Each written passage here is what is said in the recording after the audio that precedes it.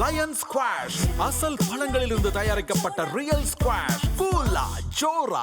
GT Holidays. GT Holidays, South India's #1 travel brand. தேர்தல் பார்த்தீர்கள் அப்படின்னு சொன்னால் 23ஆம் திகதி 4ஆம் மாதம் 2026ஆம் ஆண்டு இந்த தேதி கணக்கெல்லாம் பார்த்து எப்படி இருக்க போது, நிலைமை எப்படி இருக்க போது, தமிழ்நாட்டோட நிலைமை கணிப்பு கூட மாறும், கணக்கு மாறாது.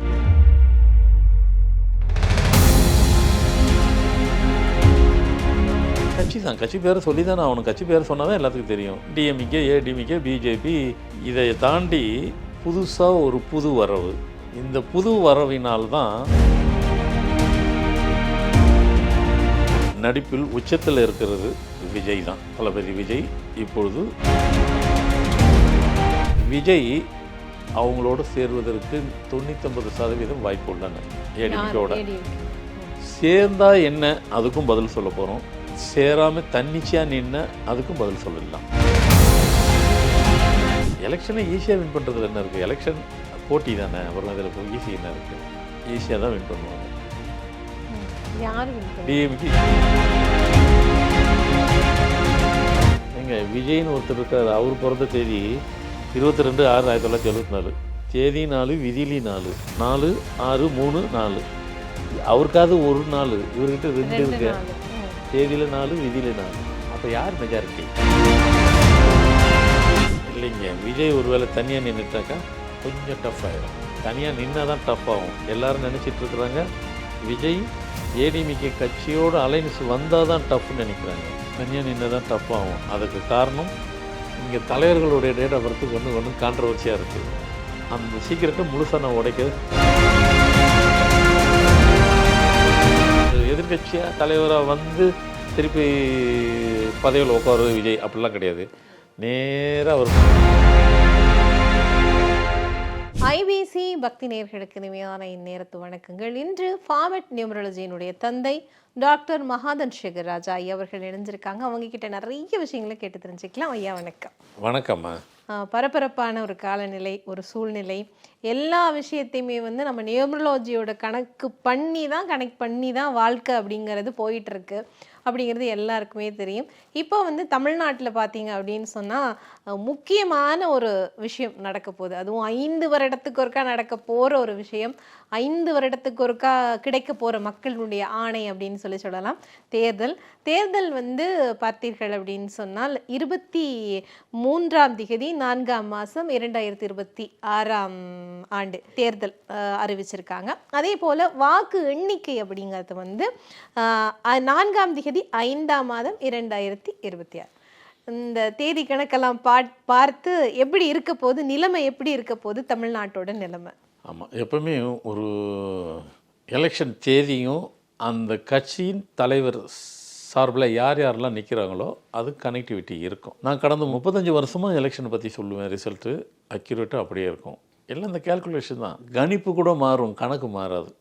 கணக்கு இந்தியாவிலேருந்து போட்டாலும் அதே தான், லண்டன்லேருந்து போட்டாலும் அதுதான், அமெரிக்காவிலேருந்து போட்டாலும் அதுதான், ஆஸ்திரேலியாவிலேருந்து போட்டாலும் சரி. கணக்கு மட்டும் எங்கே போய் நாம் நின்று போய் கணக்கு போட்டாலும் கணக்கு மாறாது.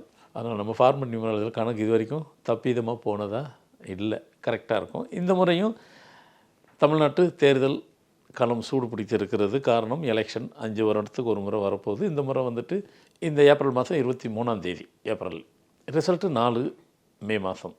இதை வச்சு பார்க்கும்போது இப்போ ஆண்டு கொண்டு இருக்கிற தமிழ்நாட்டில் கட்சி தான், கட்சி பேரை சொல்லி தானே அவனுக்கு, கட்சி பேரை சொன்னால் தான் எல்லாத்துக்கும் தெரியும். டிஎம்கே, ஏடிஎம்கே, பிஜேபி, இதை தாண்டி புதுசாக ஒரு புது வரவு. இந்த புது வரவினால்தான் எலெக்ஷனே சூடு பறந்துருக்கு, அப்படி தான் சொல்லணும். பரபரப்பாக ஆக்கப்பட்டு விட்டது. யார்? விஜயில் நடிப்பில் உச்சத்தில் இருக்கிறது விஜய் தான், தளபதி விஜய். இப்பொழுது எலெக்ஷனில் தேர்தல் களத்தில் களம் இறங்கி உள்ளதால் தமிழ்நாட்டுடைய அரசியல் பரபரப்புக்கு பஞ்சமில்லாமல் நடந்து கொண்டிருக்கிறது, போயிட்டுருக்கு. ஆமாங்க, அதுதான் எங்களுக்கே தெரியுமே அப்படின்னு எல்லோரும் நினைக்கலாம். சரி, அது பரபரப்பு இருக்கிறது நாங்கள் சொன்னால் தானே இன்னும் கொஞ்சம் ஆமாம் சுவாரஸ்யம் இருக்கும். இல்லாததை சொல்லக்கூடாது, இல்லை இருக்கிறத சொல்கிறோம். இதில் எப்படி போய் கொண்டு இருக்க போகுது அப்படின்னாக்கா எலெக்ஷனுடைய அவங்கவுங்க அந்த அலைன்ஸை பொறுத்து தான் இருக்குது. டிஎம்கே அவங்க அலைன்ஸ் எல்லாத்துக்கும் தெரியும், அது விட்டுருங்க. எட்பாடி யாருன்னு பார்த்தோம்னாக்கா டிஎம்கே தலைமை யார், அடுத்து அந்த பக்கம் ஏடிஎம்கே, அவங்களோட அலையன்ஸ் யார், பிஜேபி. இதில் விஜய் அவங்களோட சேருவதற்கு 99% வாய்ப்பு உள்ளன. ஏடிஎம்கேவோட சேர்ந்தா என்ன, அதுக்கும் பதில் சொல்ல போகிறோம். சேராமல் தன்னிச்சையாக நின்ன அதுக்கும் பதில் சொல்லலாம். நாம் ரெண்டுத்துக்கும் சொல்லுவோம். ஏன்னா அரசியல் கட்சியில் அவங்களே வந்து 2 நிலை தானே எடுக்கிறாங்க. சேர்ந்தா என்ன, சேரலாம் என்ன, சேர்ந்தா நமக்கு என்ன, சேரலைன்னா நமக்கு என்ன அப்படின்ற இருக்கு. அவங்களே 2 நிலை எடுக்கும்போது நாம் 2 நிலை எடுத்து அதுக்கு ரிசல்ட்டாக சொல்லிட போகிறோம். முடிக்கும் போது யார் தேர்தல் காலத்தில் வெற்றி பெற போகிறாங்களோ அதை சொல்ல தான் போகிறோம். ஆனால் இந்த கணக்கு தான், மேத்தமெட்டிக்ஸ் தான், நம்ம ஃபார்மட் நியூமராலஜி கணக்கு தான். விஞ்ஞானம்ன்றது ஓகே, அந்த விஞ்ஞானமே வந்து கணக்கே வந்து விஞ்ஞானம் தானே.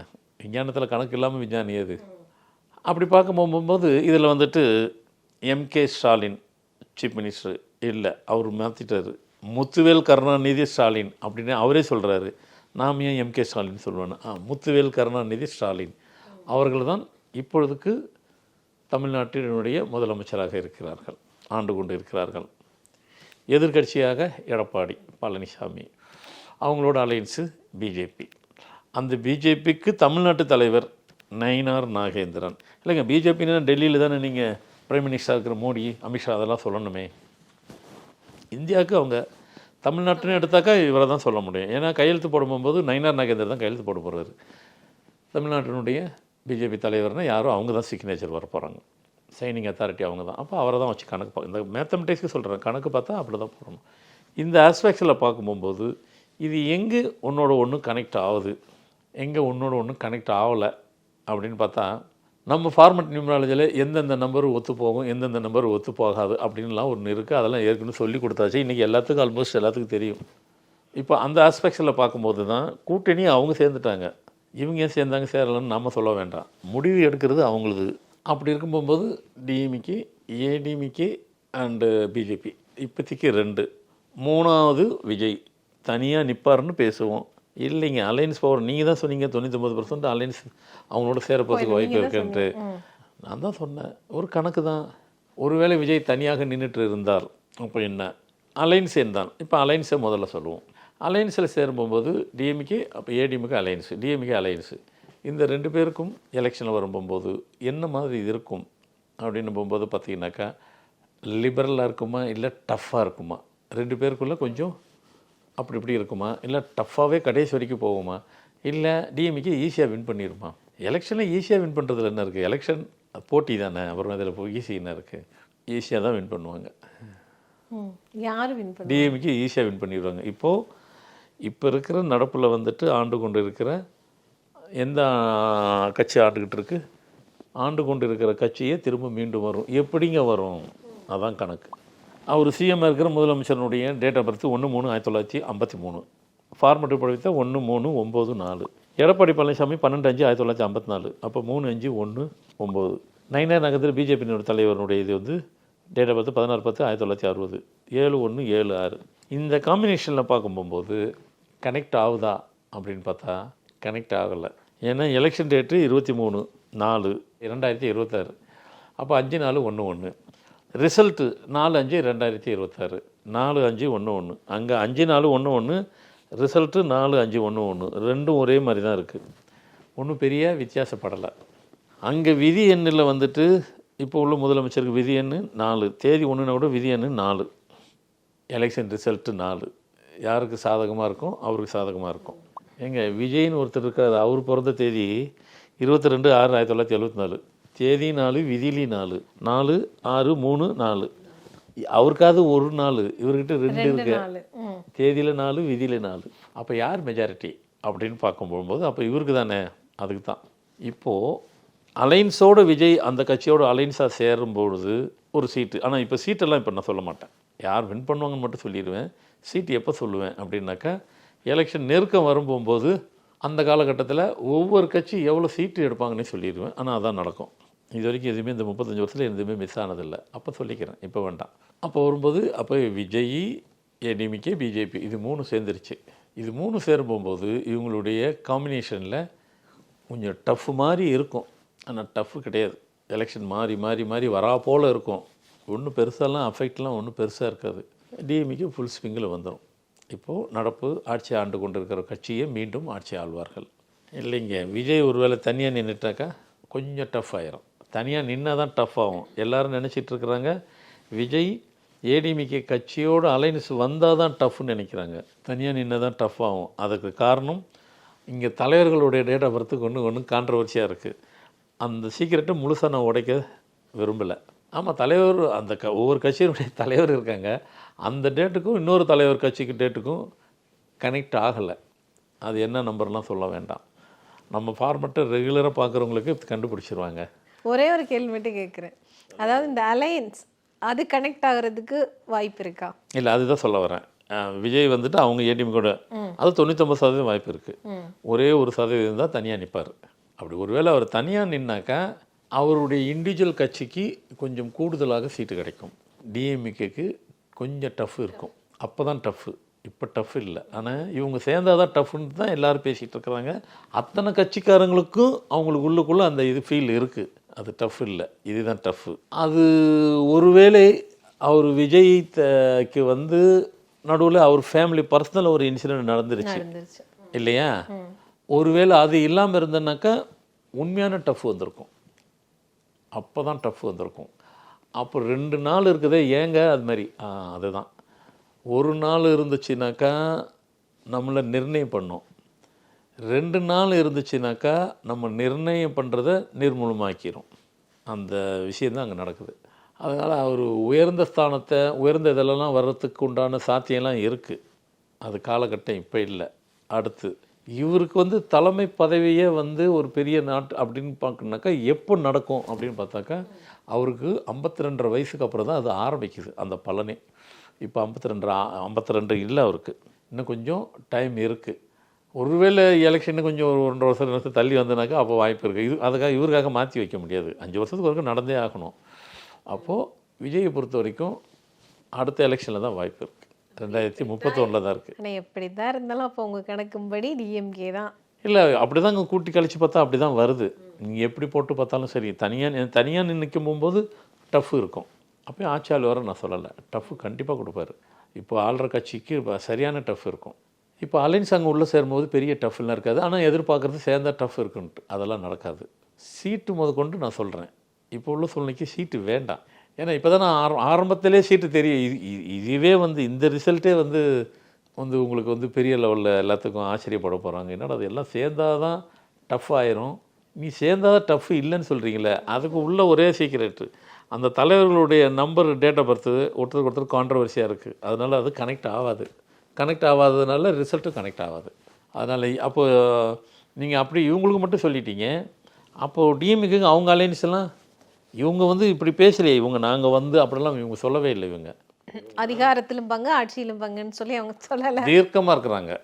ரெண்டாவது அவங்க கட்சியில் கொடுக்கறதுக்கு எல்லாத்துக்கும் 2 சீட்டு 4 சீட்டு 5 சீட்டு தான் கொடுக்கும். இதில் போய் இந்த அலைன்ஸில் வந்து உட்கார போகிறாங்க. அவங்களதெல்லாம் வந்து மேஜராக வரும். இப்போ ஏடிஎம்கேக்குன்னா பிஜேபிக்குனாக்கா மேஜர் சீட்டு, விஜய் உள்ளே போனார்னா அவருக்கு மேஜரு, டிஎம்கேலாம் அப்படிலாம் ஒன்றும் யாருக்கும் மேஜர் சீட்லாம் ஒன்றுமே கிடையாது.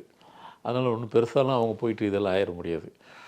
ஆனால் ஒன்று ரிசல்ட்டு எலெக்ஷன் கிட்ட நெருங்கும் போகும்போது இன்னும் நிறைய சுவாரஸ்யமான சில ரகசியமான சில மேட்டர்லாம் இருக்குது. அந்த நம்பர் கால்குலேஷன் வரும்போது இந்தந்த கட்சிக்கு இவ்வளோ சீட்டு இவ்வளோ தான் எடுப்பாங்க. நம்ம சொல்கிறதுல என்ன கொஞ்சம் முன்ன பின்ன ஒரு மோரார்லஸ் 1 2 மோரார்லஸ் 2 3 சீட்டு ஒரு 5 சீட்டு மோரார்லஸ் இருக்கும். மேக்ஸிமம் கனெக்டடாக இருக்கும், கரெக்டாக இருக்கும். கண்டிப்பாக எல்லோரும் எதிர்பாருங்க. உங்கள் எதிர்பார்க்கு தகுந்த மாதிரி அப்போ நான் சொல்கிறேன் ரிசல்ட் எவ்வளோ சீட்டுங்கிறது. இப்போதைக்கு நம்மளுடைய கால்குலேஷன் எங்கேயும் மிஸ் ஆகலை. இந்த கணக்கு போட்டு பார்த்தாக்கா இதுதான் ரிசல்ட்டு, இப்படி தான் நடக்கும். நிச்சயமாங்க ஐயா.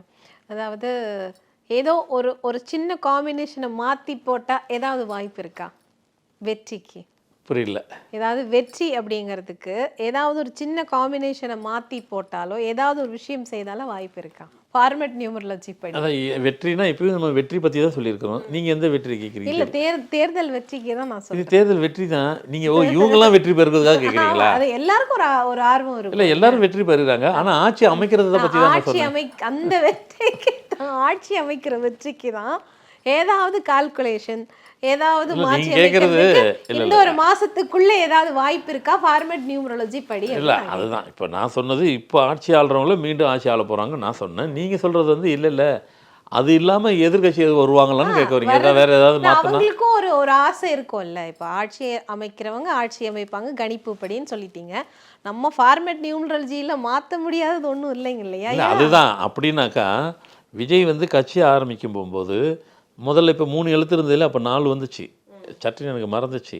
அப்போ நான் வேறு ஒரு சேனலில் பேசும்போது அப்போ நான் சொல்லிட்டேன், இந்த இது இருந்ததுனாக்கா இவர் ரன்னே பண்ண முடியாது, முதல்ல அவர் மாற்றணும், அது கனெக்ட் ஆகல அவருக்கு அப்படின்னு நான் சொல்லி ஒரு வாரம் 10 நாளில் மாற்றிட்டாங்க. மாற்றி தான் டிவிக்கேன்னு போட்டது. ஃபஸ்ட்டு டிவிக்கே கிடையாது, வேறு ஒரு பேர் அந்த பேர்லேருந்து ரிஜிஸ்டர் பண்ணாங்க, திருப்பி பேர் மாற்றினாங்க.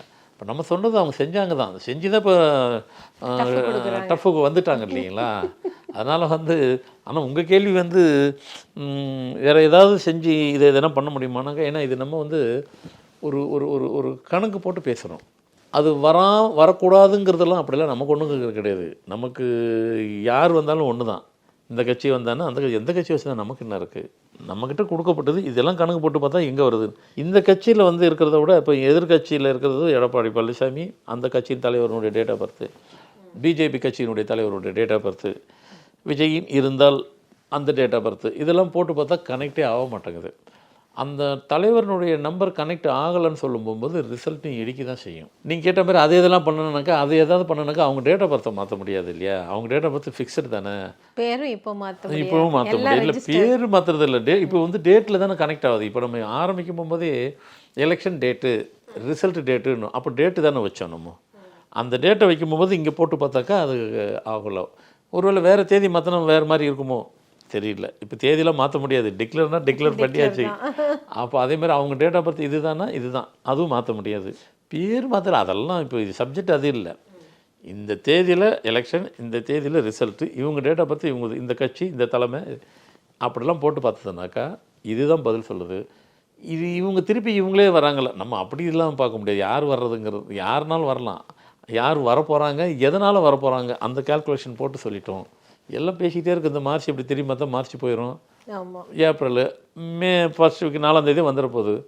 ஆமாம் சொன்ன மாதிரி நடக்க போகுதுன்ட்டு முடிஞ்சதுக்கப்புறம் நம்ம சேனலில் வந்து ஆமாம் சொன்ன மாதிரி நடந்துச்சுன்னு சொல்லி, இல்லை அதுக்கு நடுவில் இன்னொரு பேசுவோம், சீட்டு முத கொண்டு பேசிடுவோம், எத்தனை சீட்டு யார் யாருக்குன்ட்டு இப்போவே தெரியும். இப்போ வேண்டாம், அப்படியே விட்டு விட்டு பண்ணுவோம். ஏன்னா ஒரே நேரத்தில் நிறைய சாப்பிட முடியாது. நிறைய ஒரே நேரத்தில் சாப்பிட்டோன்னாக்கா திகச்சு போயிடும். அதனால் திகட்டி போயிடும். அதனால் இன்றைக்கி கொஞ்சம் சாப்பிடுவோம், அடுத்த வரும் ப்ரோக்ராமில் இன்னும் கொஞ்சம் சரியாக இருக்கும். அதனால் இன்றைக்கி இது போதும்னு நினைக்கிறேன். கண்டிப்பாக கண்டிப்பாக. குறிப்பாக வந்து இந்த 4/5/2026 அப்படிங்கிற அந்த தேதி அப்படிங்கிறது வந்து எதனால் ரொம்பவே வந்து டிஎம்கேக்கு வலு சேர்க்குது அப்படின்னு சொல்கிறீங்க? அதான் அவருடைய ஸ்டாலின் இப்போ சிஎம் இருக்கிற அவங்க தேதி வந்து 1/3/1953. அப்போ 1/3/9 அவருக்கு விதி என்ன 4, ரிசல்ட்டு 4, அவருக்கு போய் கனெக்ட் ஆகிடுச்சு. அதை திருப்பி சொல்கிறேன். அப்போ விஜய்க்கு கூட தான் தேதி 4, 22 விதியிலையும் 4 வருது, 4க்கு 4. அதுதான் சொல்கிறேன். ஒரு நாள் இருந்தாக்கா சூழ்நிலை வேறு, 2 நாள் இருந்தாலும் சூழ்நிலை ஒன்று. அதுக்கு அடுத்து அவருக்கு வந்துட்டு அவர் பதவியில் உட்காரணுன்னு ஒன்று இருக்குது. இந்த ஏஜில் தான் உட்காரணும் அப்படின்னு ஒரு கணக்கு. 52.5 வயசில் தான் அவர் உட்கார முடியும். இப்போ அவருக்கு 52 ஆகலை. அப்போ காத்துட்டு தான் இருக்கணும், பொறுத்து தான். அது ஒன்று, அங்கே ஒரு கணக்கு இருக்குது. அந்த வயசில் தான் அவர் தொடணும். யாருக்கு அந்த ஒரு பெரிய பதவியில் உட்காரும் போகும்போது அது ஒரு கணக்கு இருக்குது. அந்த இதில் போய் உட்காந்தா தான் அவங்களால வந்து அதை முழுமை பெற முடியும். அப்போ அதனால தான் நான் வேறு இதில் சொல்லும்போது அவருக்கு 2030, அப்போ 2031 வருஷம் அப்படின்னு போகும்போது அதெல்லாம் கடந்துடுறாரு, ஃபுல் ஸ்விங்கில் உட்காருவார். அதில் அது அப்போ பார்ப்போம். அது இப்போ தலைமை பதவி அப்படிங்கிறத தாண்டி இப்போ தலைமை பதவி அப்படின்ற ஒரு விஷயம் இருக்குது இல்லையா? அதாவது எதிர்கட்சி தலைவர், அதுக்கான வாய்ப்புகள் அப்படிங்கிறது யாருக்கு? அது திரும்ப அவரே தான் வந்துடுவார். எடப்பாடி பழனிசாமி எதிர்கட்சி தலைவராக வந்துடுவார். அவருக்கு அந்த தகுதி இருக்குது. ஏன் நீங்கள் அது விஜய் வருவார்னு எதிர்பார்க்குறீங்களா? நீங்கள் கொஞ்சம் டஃப் கொடுப்பாரு அப்படின்னு அது விஜயகாந்த் வந்தார் ஒரு முறை, எதிர்கட்சி தலைவராக வந்தார் ஒரு முறை. அந்த வாய்ப்பு இல்லை. அவர் எதிர்கட்சியாக தலைவராக வந்து திருப்பி பதவியில் உட்காரு விஜய் அப்படிலாம் கிடையாது. நேராக அவர் பதவிக்கு போயிடுவார், எதிர்கட்சியில் தலைவர் ஆக மாட்டார் அவர். அதனால் அது 2031 தான். ஏன்னா இந்த 2031 தான் வருவார். நான் 2-3 இடத்துல சொல்லியிருக்கேன். ஆனால் எலெக்ஷன் டேட் இப்போ டிக்ளேர் பண்ணதுனால இப்போ பேசுகிறோம். அதனால் அதில் ஒன்றும் டவுட்டே கிடையாது, மாற்று கருத்தே கிடையாது. அப்போ தான் அவர் உட்கார முடியும். ஏன்னா 52.5 வயசு அவருக்கு கிராஸ் பண்ணணும். அப்போ தான் வந்துட்டு பொது வாழ்க்கையில் முதன்மையான சீட்டில் உட்கார்றதுக்கு உண்டான அந்த பவர் வந்து அவர் தேதிக்கு அப்போ தான். அதை தெரியாமல் நம்ம போயிட்டு என்ன ட்ரை பண்ணாலும் அது அது அது வந்து கனெக்ட் ஆகாமலே தள்ளி போகும். இந்த தள்ளி போகிறதுக்கு பல காரணம் கூட உள்ளே வரும். அதான் இப்போ சில இதுக்கு அவருக்கு பர்சனல் சில மேட்டர் நடந்தது இல்லைங்களா, அப்படிலாம் வரும். அது வர்றதுக்கு உண்டான சூழ்நிலை என்னன்னாக்கா, அவருக்கு இன்னும் அந்த ஏஜ் வரல. அந்த ஏஜில் தான் வரணும். ஏஜ் மட்டும்தான் இல்லை, அந்த நேரம் வரல. அந்த நேரம் வராததுக்கு இப்படி சில சூழ்நிலைலாம் வரும், வந்து அதை கடத்திடும். அந்த கடத்துகிற நேரத்தில் தான் இப்போ யாருக்கூட அவங்க உள்ளே வந்துடுவாங்க. அவங்க வந்து திருப்பி மீண்டுமே அதை அவங்க ஆட்சியை தெக்க வச்சிருவாங்க. கண்டிப்பாக அந்த அனலைசேஷன் தான். நிச்சயமா. இப்போ வந்து நம்ம அலையன்ஸோட இருக்கிறவங்க டிஎம்கேவாக இருக்கட்டும், ஏடிஎம்கேவாக இருக்கட்டும், இவங்க எல்லாமே வந்து ஒரு அலையன்ஸோடவே இருக்காங்க. இப்போ விஜய் தனித்து இருக்கார். அதே போல் ஒரு கட்சி வந்து தொடர்ந்துமே தனித்து தான் போட்டியிடுவோம் அப்படின்னு போட்டியிட்டு இருக்காங்க நாம் தமிழர். அவங்களோட நிலைமை அப்படிங்கிறது இந்த தேர்தலில் என்ன? அதை நான் நடுவில் பேசணும்னு நினச்சேன். சரி, அதுக்கு இங்கே இது இல்லாமல் விட்டுருலான்ட்டு நீங்கள் விடலை, பரவாயில்ல. நாம் தமிழர் கட்சிக்கு ஒருவேளை விஜய் மட்டும் வராமல் இருந்திருந்தால் இந்த முறை அவர் ஷோ பண்ணியிருப்பார், கொஞ்சம் டஃப் கொடுத்துருப்பார், உள்ளே நுழைஞ்சிருப்பார். 100% இருக்கும். ஏன்னா இப்போ இந்த முறை அவருக்கு வந்து ஓவர் எக்ஸ்பெக்டேஷன் இருந்துச்சு. அவருக்கு இந்த முறை கொடுக்கலான்றது மக்களுடைய இதை சொல்கிறேன். கொடுக்கலாம், அவரை உட்கார வைக்கலான்ட்டு. அதுக்கு முதல்ல வந்து ட்ரையல்லாம் பண்ணுவாங்க. எல்லா கட்சிக்கும் அப்படி தான். நீங்கள் டிஎம்கேவும் ஆரம்பத்துலேயும் எடுத்தால் கூட அவங்க ஆட்சி வந்து 67 உட்காந்தா கூட 67 ஆரம்பிக்கல அவங்க. நீங்கள் அதுக்கு முன்னாடி 57 வராங்க, 62 வராங்க, 1-2 வச்சுட்டு 67 தான் ஃபுல்லாக உட்காடுறாங்க. அப்படி தான் வரும். அதேமாதிரி ஏடிஎம்கேவும் அதே தான். எம்ஜிஆர் காலத்துலேயும் அப்படி தான். அவங்க சீட்டில் உட்காந்தது 77ன்னா கூட அதுக்கு முன்னாடியே அப்படியே 75, 74, அப்படி 74 1-2 வந்து தான் திருப்பி ஃபுல்லாக வர முடியும். அதுக்கு தாக்கு பிடிக்கிறாங்களான்னு பார்ப்பாங்க. அது ஓகே ஆயிடுச்சுன்னா அப்படியே கண்டினியூ பண்ணிடுவாங்க. அதே நிலை தான் இருக்குது. இவங்க எல்லாத்தையும் எம்ஜிஆர் கம்பேர் பண்ண போகும்போது எம்ஜிஆருக்கு அதே தான் இருந்துச்சு. உடனே கட்சி ஆரம்பித்து உடனே வந்துட்டு சீட்டெலாம் உட்காரல. அதுக்கு முன்னாடி இருந்து ஒரு சீட்டு 71 உள்ளே வந்துட்டு தான் இருக்கிறாரு. ஆரம்பத்துலேருந்து எம்ஜிஆர் வந்தார், அது வேறு விஷயம். எம்ஜிஆர் வந்து டிஎம்கே வளரும்போது எம்ஜிஆரால் தான் டிஎம்கே வளர்ந்ததுன்னு பொதுவாக சொல்லுவாங்க. நான் சொல்லுவேன், எம்ஜிஆரால் அந்த காலத்தில் ஏடிஎம்கே ஆரம்பிக்கிறதுக்கு முன்னாடி எம்ஜிஆரால் டிஎம்கே வளர்ந்துச்சு, டிஎம்கேவில் எம்ஜிஆர் வளர்ந்தார். அதில் ஒன்றும் மாற்று கருத்து. அந்த காலத்தில் ரொம்ப பழையவங்களாம் உள்ள அரசியல் உள்ளவங்களுக்கு கேட்டாக்கா ஆமான்னு தான் சொல்லுவாங்க. இப்போ உள்ளவங்களுக்கு ஒன்றும் தெரியாமல் இருக்கும். கட்சியால் அவர் வளர்ந்தார், அவரால் கட்சி வளர்ந்தது. கட்சி அவரும் ஒன்று போல் இருந்தாங்க. பேரலாக போகும்போது அவர் அதனால் வந்து தனியாக வந்தால் கூட அப்பயும் வெயிட் பண்ணி தான் ஜெயிச்சார். பை எலெக்ஷன் ஒன்று வந்துச்சு. முதல் வந்து திண்டுக்கல்லில் தான், அதில் ஜெயித்தார். அப்படி 1 by 1 தான் வந்து தான் அவர் அடுத்து தான் 77 உள்ளே வந்துட்டு ஃபுல் ஸ்விங்கில் 77 தான் முதல்ல உட்காந்தார்.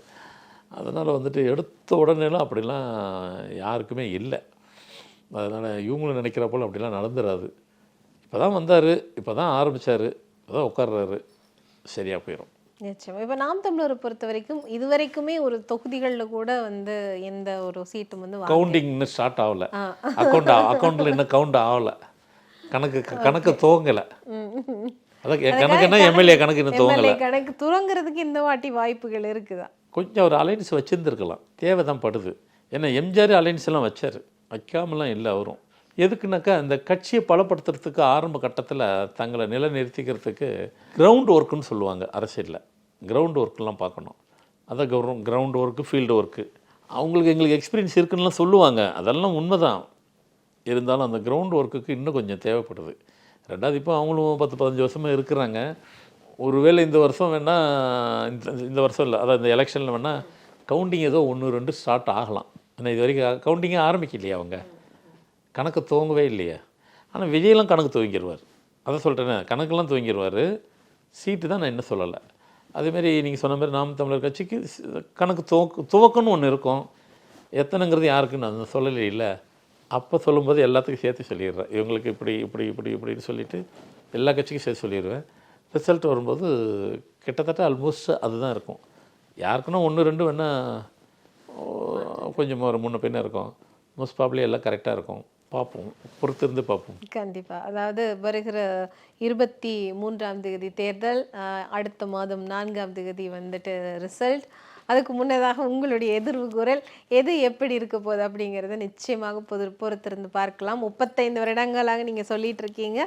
கண்டிப்பாக இந்த வருடமும் அதற்கான வாய்ப்புகள் என்ன அப்படிங்கிறத பார்க்கலாம். இந்த நேரத்துக்கும் நேர்காணலுக்கும் உங்களுக்கும் நன்றிங்க. வணக்கம்மா.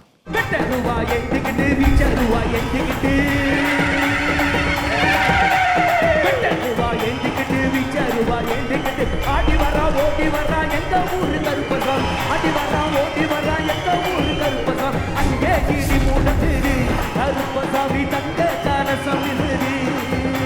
லயன் ஸ்குவாஷ் அசல் பழங்களிலிருந்து தயாரிக்கப்பட்ட ரியல் ஸ்குவாஷ் கூலா ஜோரா. VGT Holidays. GT Holidays, South India's #1 travel brand.